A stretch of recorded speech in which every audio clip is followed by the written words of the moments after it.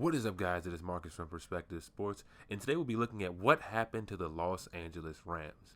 Just a couple of years ago, the Rams were on top of the world. Their offense was the talk of the town, led by second-year head coach Sean McVay. The offense accounted for 6,738 yards and 55 touchdowns. Todd Gurley ran for 1,251 yards and a league-leading 17 rushing touchdowns.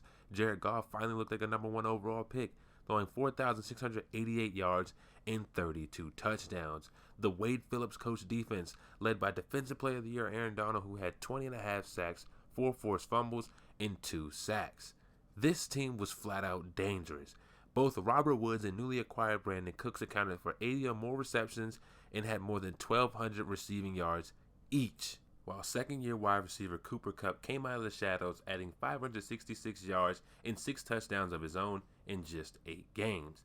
And not to mention Todd Gurley adding 580 receiving yards of his own. The versatility of this offense was something like we have not seen in a long time. They marched through the regular season with a 13-3 record after starting 8-0. In the divisional round, they defeated the Dallas Cowboys 30-22, and then in the NFC Championship game, they defeated the New Orleans Saints 26-23 in overtime, setting up a matchup for the ages. Or so we thought.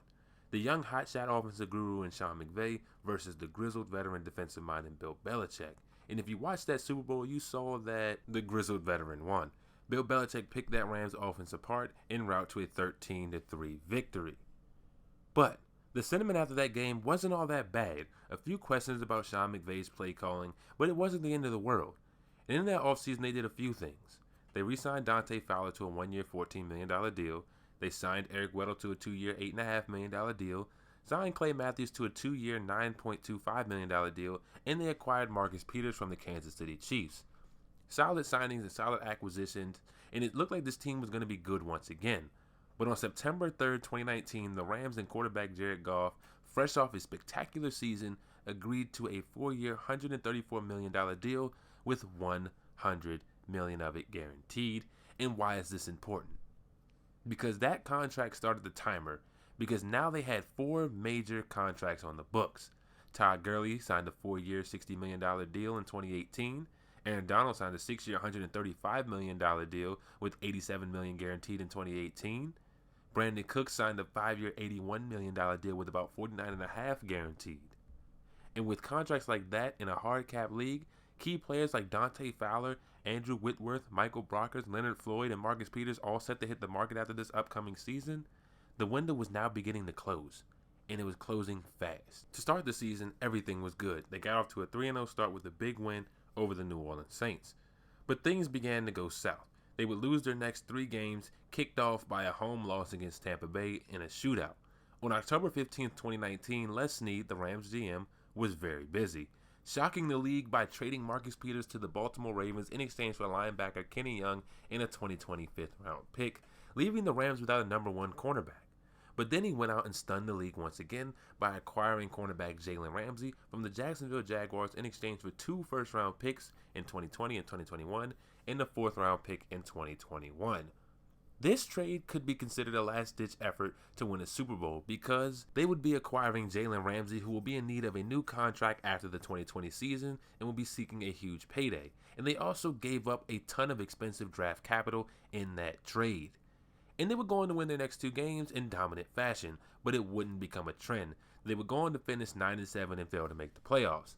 And then we have this offseason, where they were going with about $17 million in cap space on March 15th of 2019. And with a lot of important free agents on the roster, just to rename a few, Dante Fowler, Michael Brockers, and Andrew Whitworth, it was now time to make tough decisions. And one of those tough decisions was to cut 3-time Pro Bowl running back Todd Gurley on March 19th, and that day matters because it was a day before they had to pay him his $10.5 million bonus. And after rushing for a career-low 857 yards in 15 games, and it was obvious something was wrong with Todd Gurley, you just go back to that NFC Championship game where he had a solid 4 carries. And then to follow up that with the 857-yard season in 15 games, it was obvious something was wrong, and the team had to make this cut. And by doing so, they freed $5.5 million in cap space this year and more over the next 2 years. They also had to cut Clay Matthews after a really impressive season. I don't think anyone expected him to play that well for the Los Angeles Rams, and they would have to let go of one of the best and most reliable kickers in the league, Greg Zerlin. They chose not to re-sign and let him sign with the Dallas Cowboys in free agency. They also traded Brandin Cooks and a fourth rounder to the Houston Texans in exchange for a second round pick. And this had to be done because the Rams are in cap trouble, and they traded their next 2 first-round picks to Jacksonville for Jalen Ramsey, who will be due a new contract next season. So no first-round picks and no cap space. That is the worst possible position you can be in. They also had to begin to move expensive, valuable assets for draft picks at all costs. And it will cost the Rams about $22 million in dead cap this season to trade Brandin Cooks, but they won't have to worry about his contract weighing on them in the future, according to Over the Cap. And so, when we ask what happened to the LA Rams and why they had to make such big changes so abruptly, it can be summed up by 2 words: cap space.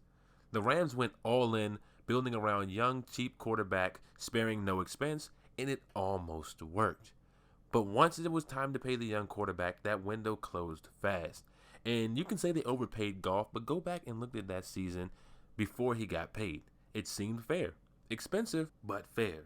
And that's just the world we live in. When the quarterback's up, you pretty much have to reset the market. But now they need Goff to take that next step and be a leader, because this Rams team isn't bad.